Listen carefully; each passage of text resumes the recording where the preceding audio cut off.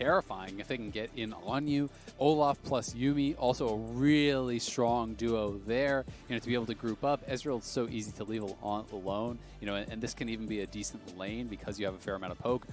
Lulu is pretty terrifying though. I'm going to be interested to see what sort of runes and masteries they actually do go. I like the barrier on the kog'maw and the heal on the Lulu because you've got to be able to keep this kog'maw alive through the initial burst. I will say though, it doesn't feel like Wukong fits their composition. That's kind of the odd man out here. It feels like you have Zoe to poke, and you have the Trundle and the Lulu to kind of peel and keep this kog'maw safe as you kite back and whatnot. Wukong feels a little bit random in there, but maybe the idea is just you poke them down and then Wukong flies in and softens them up and you kind of chase forward. We'll see if that is able to work because you obviously can use wild growth and everything offensively as well. Yeah, and if they are trying to go in and dogpile on top of kog'maw, then Wukong can be very disruptive in stopping them from being able to work together like that. We've seen Wukong particularly be able to buy a lot of time. If the front line is diving in, if Kennen and Galio want to go in there together, probably with Yuumi attached to one of them trying to dive towards Kog and Zoe and kill them off, Wukong can then 1v2 the remaining players on the side of Golden Guardians, jump in there and try to keep these guys occupied, spinning around, using the clone to buy some time. The champion's very effective at that. So I am curious to see how they're going to use it, particularly with this comp, because I agree, I don't think it fits into generally what you see. When you see kog'maw Lulu, you think of a very specific type of composition. Wukong often doesn't fit the bill, but I do want to see what the intended plan here is, because I think he can be a really good disruptor. He can, and they might be able to make it fit. It's just my kind of concern after having looked at the draft, because it feels like more, you would think, okay, you want more of like a standard front-to-back style team fight, right? Because that's kind of how Zoe generally works. That's how kog'maw generally works. Even Trundle works that way. So Wukong's not going to have any dive buddy. He may be able to be disruptive enough on his own, but is in a fairly tough matchup, especially early on against the Kennen. These melee versus range matchups can be difficult. So if you're put behind and you don't synergize well with your comp, could be a potential problem. At the same time, on the other side, there's a tremendous amount of dive, right? You obviously want to be flanking with this Kennen. You want to send in the Olaf with the Yuumi, speeding them up. Galio ults on top, and you're slamming down and hopefully immediately taking out the kog'maw and the Zoe. And I think that's going to kind of be the key to victory for that squad. Can the Blitz find the valuable targets before they're able to use those defensive tools to survive? That's the name of the game here, right? And I particularly want to see how well this Olaf is utilized, because you talked about how we often see the champions band away from the top teams because they respect how much it's able to control the early game and the mid game. And my question is, we've seen Closer in particular be a catalyst for Golden Guardian's success in the past. Can he do it here on this champion and facilitate early Drake control, early river control, invading, setting up opportunities for his lanes to have priority and make moves? I want to see this guy pop off on this pick. Yep, and we are into game, so we'll find out if he's going to be able to do it. He has been really good at getting leads on a lot of champions, not always the best when he plays those more early game focused champions at closing the game, but I do think the fact that he has Yuumi means that you don't have to close the game as early, right? That's one of the really nice things about this pairing, is that it gives more life to that Olaf pick. You can play it into the late game. You can still have success in the late game because of all the added healing and speed and the root that is actually there from that Yuumi ultimate. Also, we get the kog'maw skin that I wanted. I noticed that as we were looking through our dynamic camera angles loading into the game here. That was the one thing I was looking for. That's all you're checking for? Else. Yeah. That's like everybody else walking out. I was like, okay, I don't really care if they're doing line of scrimmage or if we're going to have a full 5-man on 5-man team fight here at level 1. I just want to see if we have the Lizard Wizard, and we do. So he's back into the game. Lethal tempo on him this time around. It is your typical marksman-style kog'maw as opposed to that AP mid-style that we saw in the previous game. Heal on him, exhaust on the Lulu, particularly concerned about making sure they shut down some of the damage potential of either the Olaf or the Kennen when they go in and try to initiate onto him. You can see heal, exhaust both onto Huhi's Yuumi as well. Sometimes we see Yuumi's take Ignite if they want to be a little bit more aggressive, but not this time around. Teleports on 3 out of 4 of the solo laners here this time around. Fenix is opting for the cleanse over the teleport here on his Zoe, and there is a Summoner's Spellbook there on both Kennen and Galio. Both solo laners of Golden Guardians will have the opportunity to switch those spells around, and we'll see how creative they can get with those this game. It is interesting to note that there's no relic shields taken down in the bottom lane. That is by far the most common option these days. People often find it too hard to consistently keep that Spell Thieves on cooldown, and if you're not always getting that poke out, you just get much better gold generation. From having that Relic Shield, it's pretty much guaranteed. You're always going to have the ability to proc it. So this is a little bit of a trade-off. You get the extra mana regen, which is really nice, because Yuumi and Lulu can both be very mana hungry, but we'll have to track how late they actually do complete that support item, because it really can delay the completion of that Sightstone, and being able to have those wards can mean a lot. Checking in on where the junglers started here real quick, it looks like both junglers are working towards the bottom side of the map here. Dardoch going from his red buff straight into the bottom half of the map, making sure that he secures that top side valuable camp before leaving that area in case Closer wanted to do some kind of jungle invade early on. But now Dardoch will head towards that top side river. He's in really good shape. Trundle can clear through these camps in a super healthy state, and Olaf likes to get low HP just to make sure he's speeding up the clear. Let's see if Dardoch can make a gank happen here onto Damonte. Fenix could seek out that Sleepy Trouble bubble. Nice use of the pillar. Damonte flashing out to keep himself safe.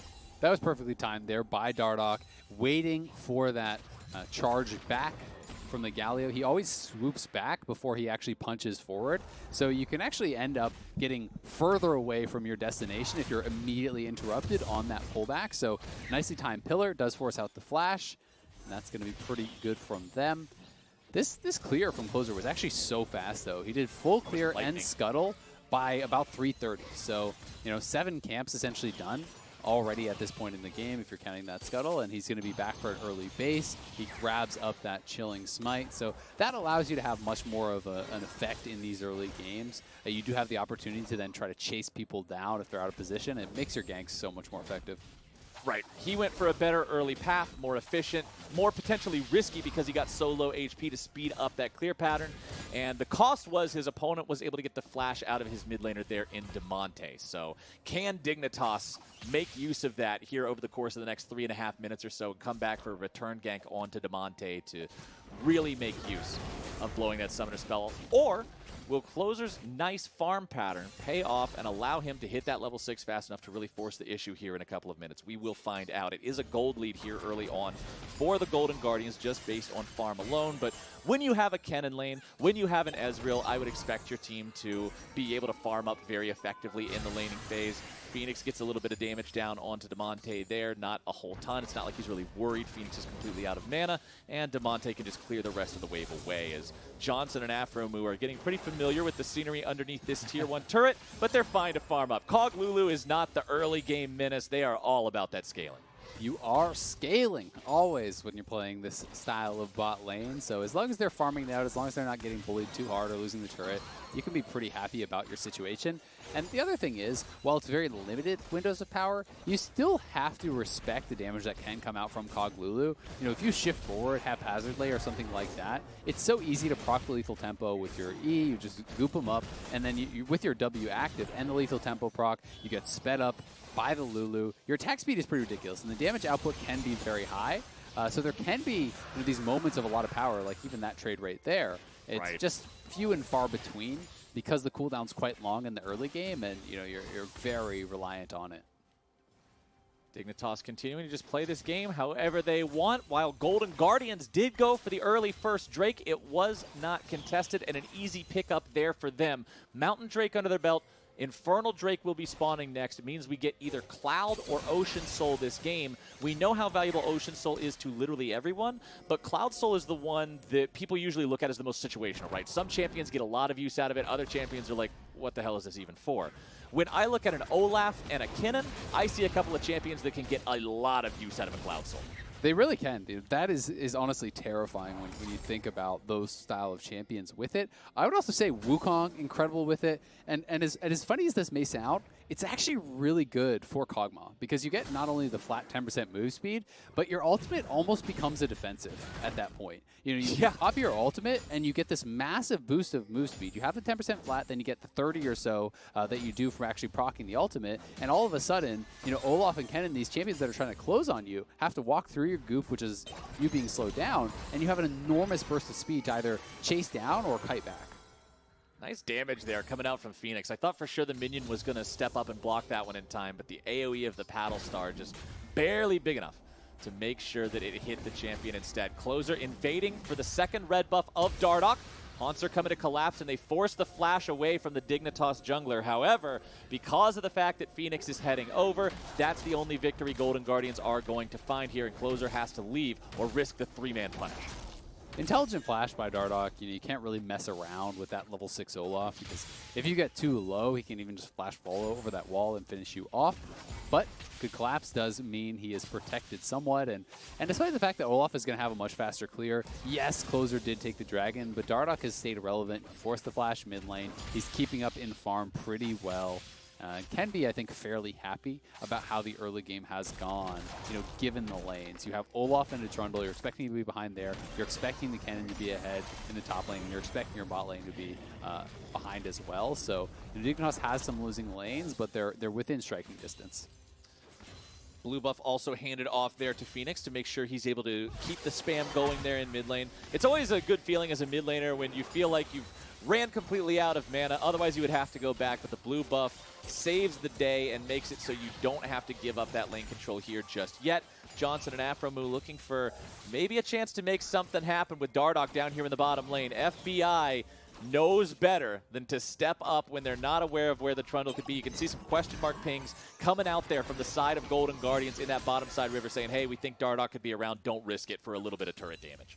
It's a good job just kind of being aware of their surroundings and knowing their limits in that situation. It's always tempting to try to push in and try to harass and try to deny some of the farm there, but they had a good reset timing anyway, so it's not like they're losing a lot from backing off. They go back, they have tier, they already got a call on an early base, so it has the pieces of that Muramana and is going to be pretty happy about the situation they're sitting in. But Aphro and Johnsun, because they were covered on that push from Dardoch, they're going to be able to reset the wave. And with this early cut list that Johnsun has, you can start to really start shrugging off a lot of the poke that is going to come out from FBI and Huhi, and this lane can start going more in their favor.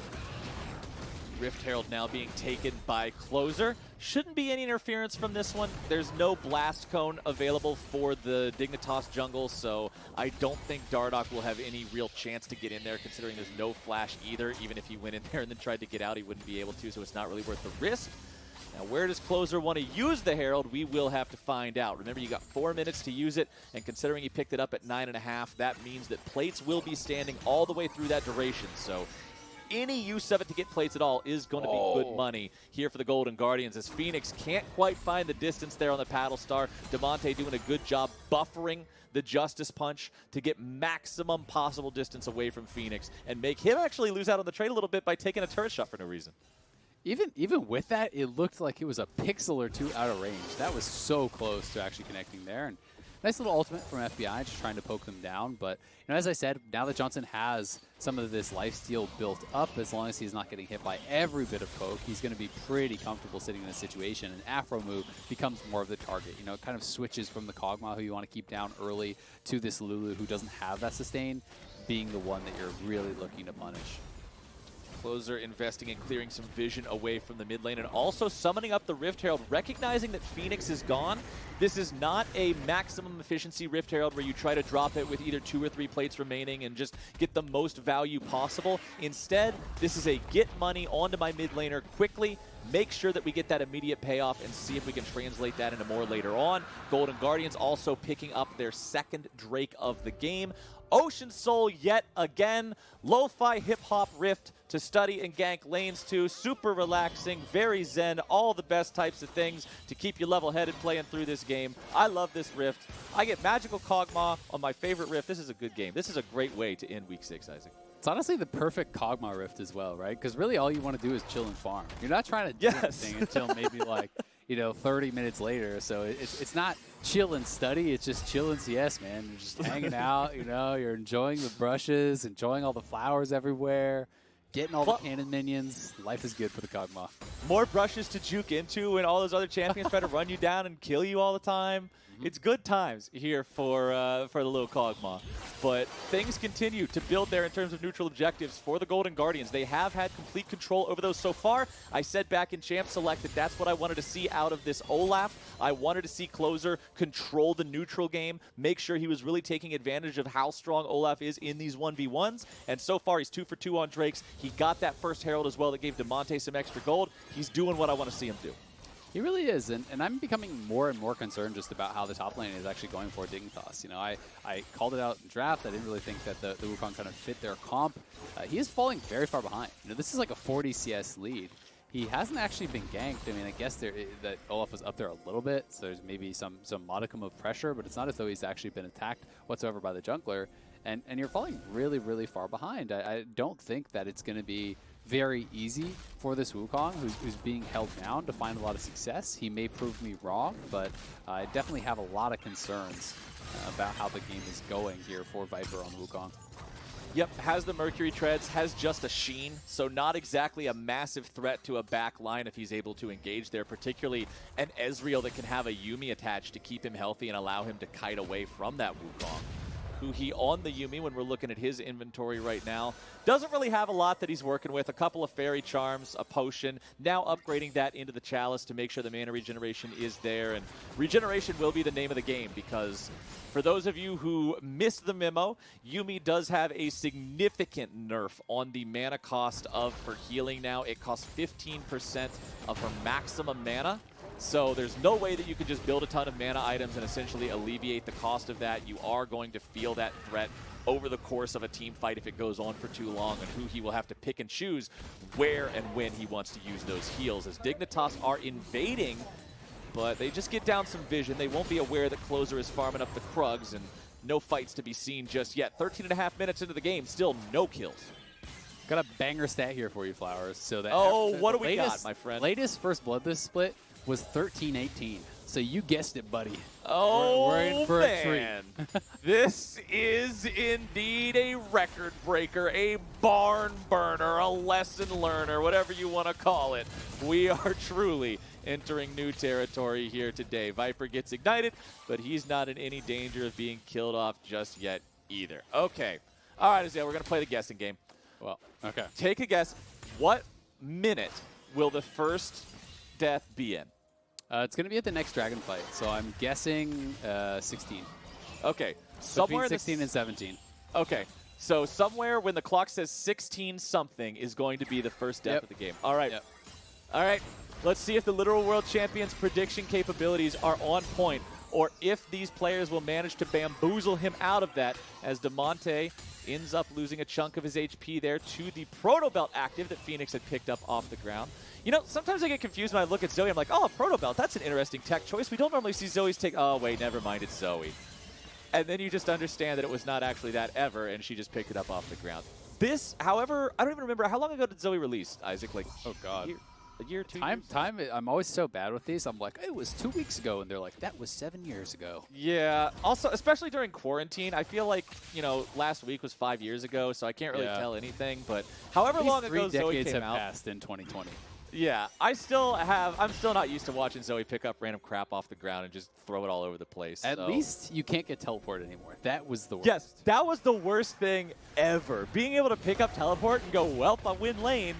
Like, see, that's where we needed pros being able to use emotes in game, is when they could be Zoe, pick up teleport off the ground and go, well, I won lane, sorry.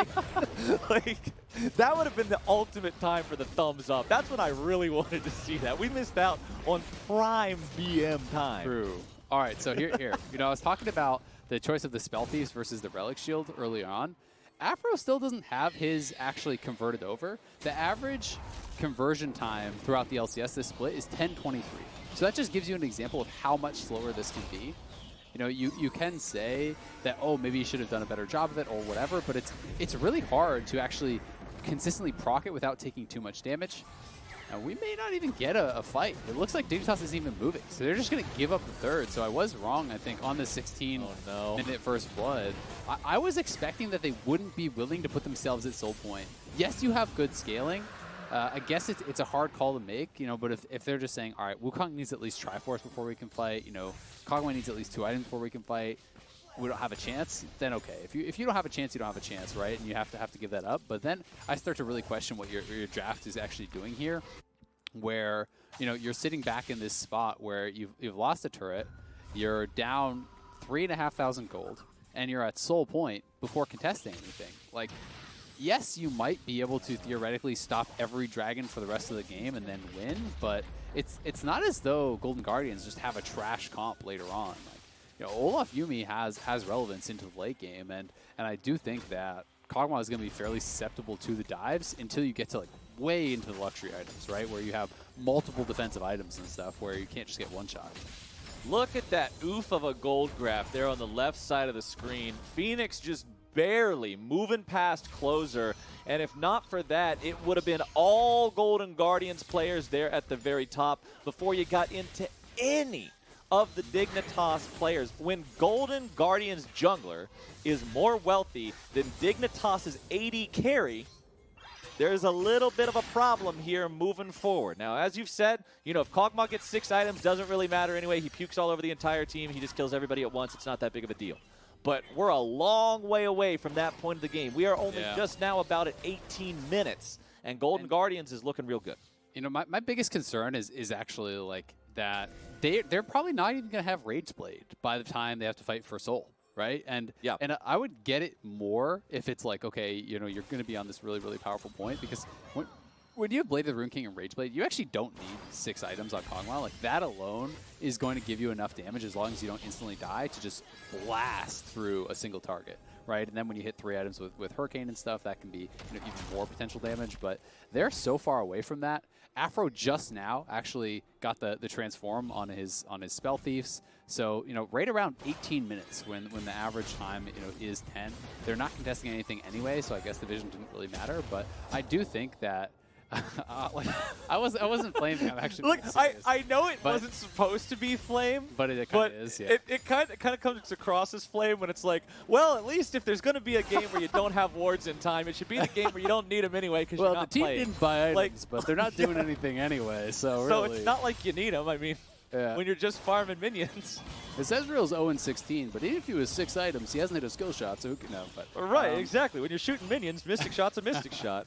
But either way, I think that the thing is, you're missing out on a lot of gold generation, right? Because it's the same amount of gold generation to actually, gold earned to complete your Spell Thieves as it is for Relic Shield. And when the average is around 10-ish minutes, that means that gold is very delayed, right? You're getting to that 1,000 gold mark where it turns off so much later into the game. So, the support's going to be more poor. kog'maw is far off being relevant. Triforce is just now finished, and it is very late because Viper is not in a fun lane. So they've kind of just bet their whole game on being able to win every team fight from now until infinity. And I'm not sure that they can really guarantee that. Yeah. Also, when you look at Kennen, double Spell Pen, Proto Belt, and he should be in a spot to, even if he doesn't have the fully completed Zhonya's Hourglass, I would expect him to be able to just get the one-and-done stopwatch for the fight at the Drake. And so then you're Kennen. You're living the dream, man. You're able to go in, you have full initiation power, and you have a stopwatch to keep yourself alive after you go. That's ideal.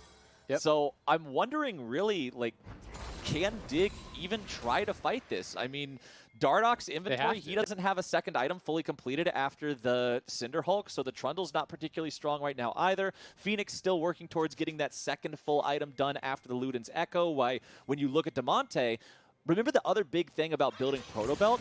It's cheap compared to other big mage items, right? It only costs 2,500, 2,600 gold.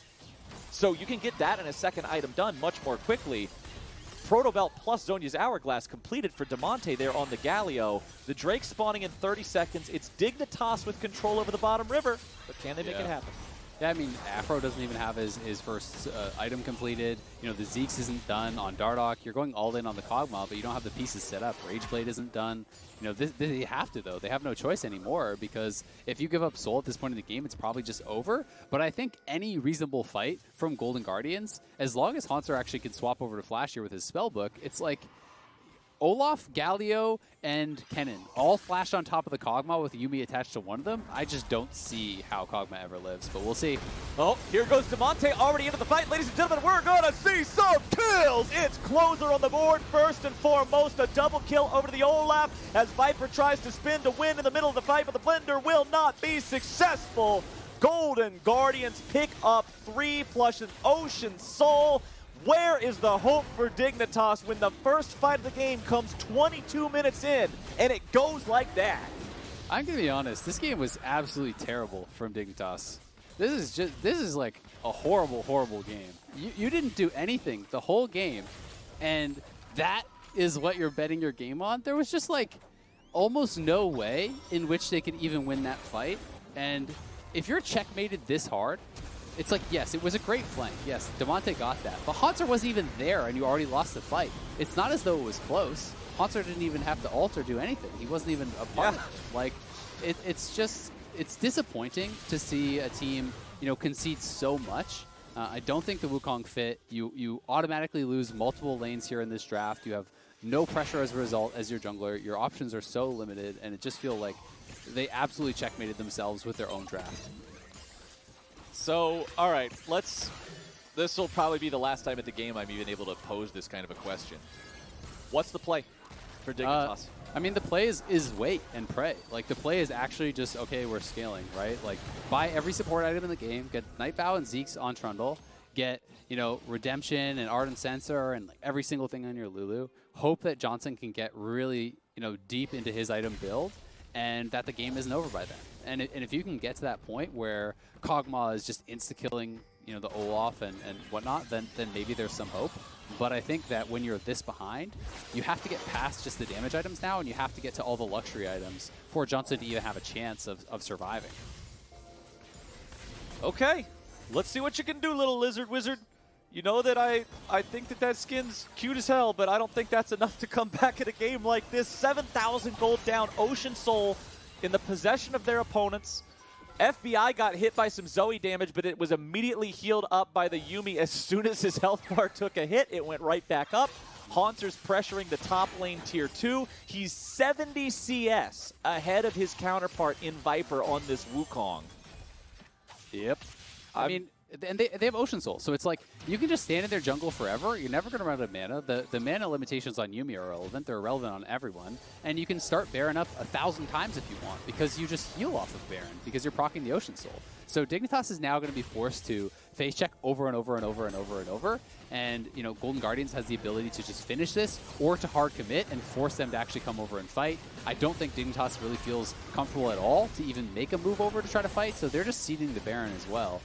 They know they can't fight it, but it's like, you know, at what point is this game supposed to turn around then? Are you now praying as Dignitas that you last 20 more minutes? Is it 25 more minutes? You know, you're down almost 10,000 gold, and you're hoping that somehow the game is going to go twice as long, or maybe even longer, before you're relevant.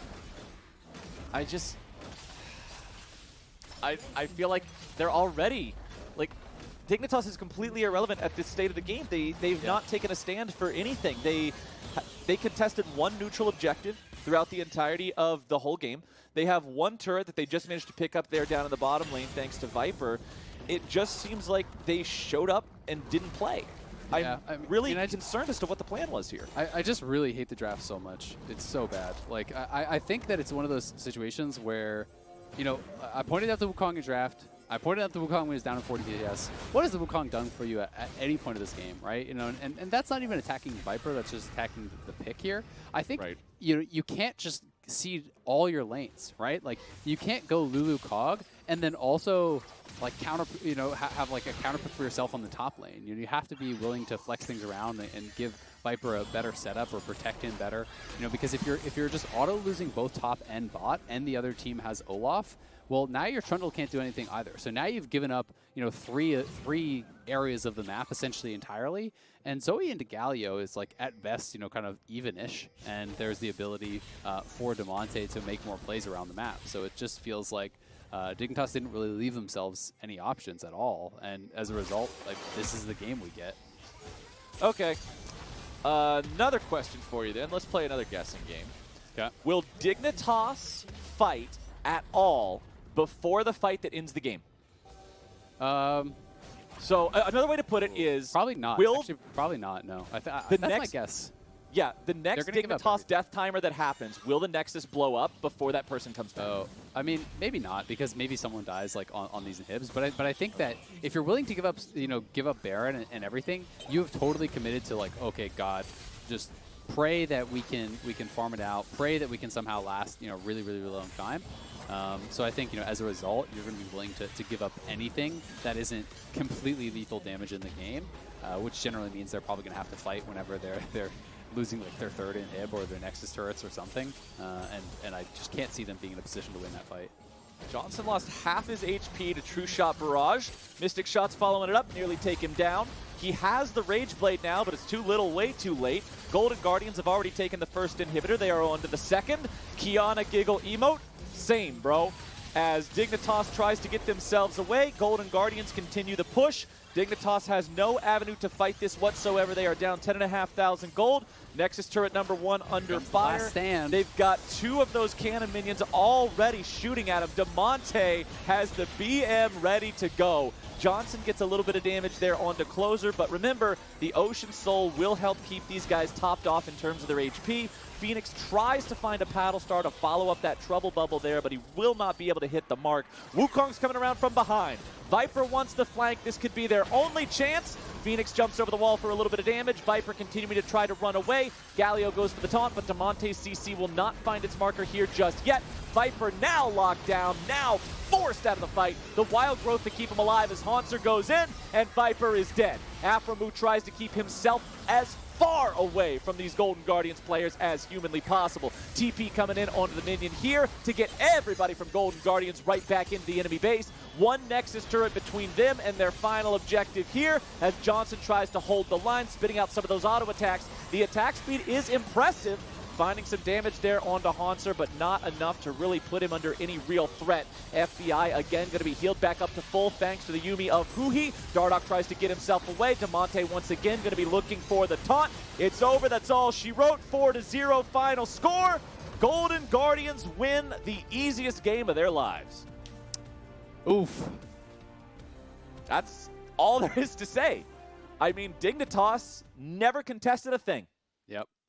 Yeah, I'm really disappointed with Dignitas. The Wukong made no sense. I think that they just gave up way too much, you know, in their draft as far as laning power, and they weren't really even attempting. It's like, you know, it's one of those situations where that felt like almost a classic example of playing not to lose, right? Where you're saying at all times of the game, where you're like, okay, you know, we have weaker champions at this point in the game. We can't fight. You know, we have a disadvantage. We're pushed in here, so let's not contest that.